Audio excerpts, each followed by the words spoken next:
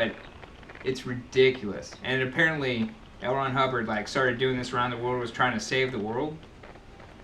No, it's a bit. He's a scam. He knew how to hypnotize people. He's a master hypnotist. That's one theory, but read this one on Project Camelot, a transcript. By Dane Top? I'm looking Dane at Top in How do you 1982. spell Top? T-O-P-P. Dane Top in 1982 wrote a letter of Scientology, like a 20-page letter, and just gave it to people. And this was pre-internet. This is 1982. Yeah. He sent it. He basically drafted it up and sent it off to 20 people, and they copied it and sent it around the world so many times. But what he was saying was that, I read this interview first, then read the letter second. But the letter was basically saying something's wrong here. Like, apparently one of the old tenets of Scientology is that the third party rule. If there's any conflict between two people and it's ongoing and it's not resolved quickly, there is a third party that's hidden that's causing the conflict. Oh, it's and maybe people don't know. Yeah, so but he's talking about how this was changed and taken over in the 60s and 70s by these kids. These kids came in, they were like 5 to 8 years old, and they started being the communicators between Ron and everyone else. Like the South Park episode. Yeah, but it just segregated them. The Thetans, what do they call? They changed the communicators to communication. Yeah. No, Thetans is what they call. Yeah.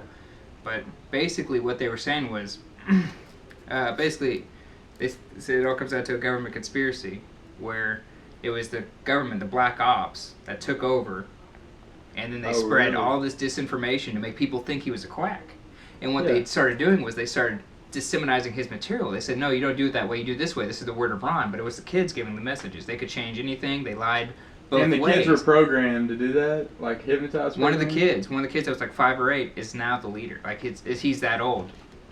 David Miscavige, something like that. Wow. But you got to read this transcript. It's amazing. It's saying he's literally saying that, I had out-of-body experiences. Yeah. I could, eavesdrop on people so far away. There's people that could walk through walls. There's people that could see. There's people that could do all this stuff. It's worth looking into. It's very interesting. But they said that they changed all the terminology and stuff like that back in the 70s. So if you could find a book, because it needs L. to be Ron Hubbard created it. It needs to be in the 50s or the 60s.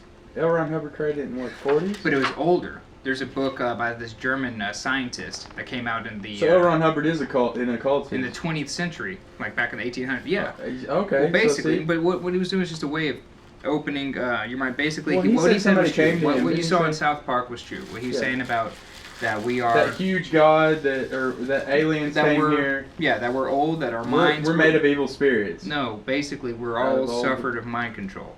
We can't remember who we are. We can't remember our past. And that's open to us if we only think in a certain way. And this is a way to unlock your mind and close your reactive mind and open it up. But the interesting thing about it is that the only way you can do it is like 2 people. You have to have...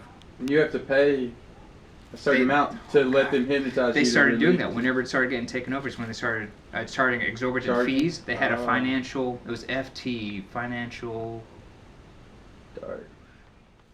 Police, financial team, something that went around to all the... I mean, they were spread out throughout the world. Basically, they were trying to wake everybody up. He knew something bad was going to happen. Like, everybody keeps thinking 2012 something's going to happen.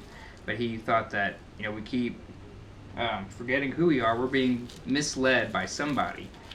And whenever he used these techniques on all these other people, and he started slowly getting the information, slowly finding out. And that's when he started writing the books and saying, oh my God, this is all this stuff that's paralleled with all these different people.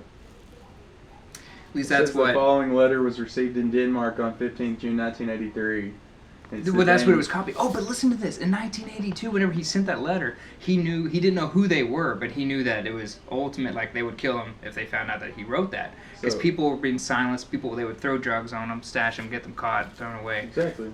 Or get them, bully them out of the group. Mm-hmm. And what he did, he rented, I guess, an old gay post office box. Like for porn, for people, being very clandestine, you had to be discreet, and it was like a P.O. box, but it was ran by this company that makes sure that nobody could tamper with it, nobody knew who was who, so you could get very embarrassing material sent there, and you could pick it up like Kim Jong-un anonymously. Right.